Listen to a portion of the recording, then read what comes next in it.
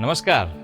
આપણા કેવાયસીના વિડીયોને જોયા પછી ઘણા બધા લોકોના એવા પ્રશ્ન હતા કે સાહેબ અમે તો રેશન કાર્ડમાં અનાજ લેતા જ નથી, તો અમે શા માટે કેવાયસી કરાવીએ, અને નહીં કરાવીએ તો વધુમાં વધુ કાર્ડ બંધ થઈ જશે, બીજું શું થશે? તો ના મિત્રો, આ વાત સાવ ખોટી છે. રેશન કાર્ડ પૂરતી આ કેવાયસી નથી. સરકારશ્રીની 14 થી પણ વધારે યોજનાઓની અંદર તમારે અલગ અલગ કેવાયસી ના કરાવવું પડે. એટલા માટે બહુ વિચારણા પછી એક એવું ડોક્યુમેન્ટ પસંદ કરવામાં આવ્યું કે જેમાં એકમાં તમે કેવાયસી કરાવો અને 14 કરતાં પણ વધારે યોજનાઓમાં ઓટોમેટિક કેવાયસી થઈ જાય. એટલે તમને વિનંતી કરું છું કે આટલા ઉમદા ઉદ્દેશ્ય સાથે જ્યારે સરકાર આવી કેવાયસી કરાવતી હોય તો આપણે આનાથી દૂર રહેશું તો આપણે જ મૂર્ખ બનીશું.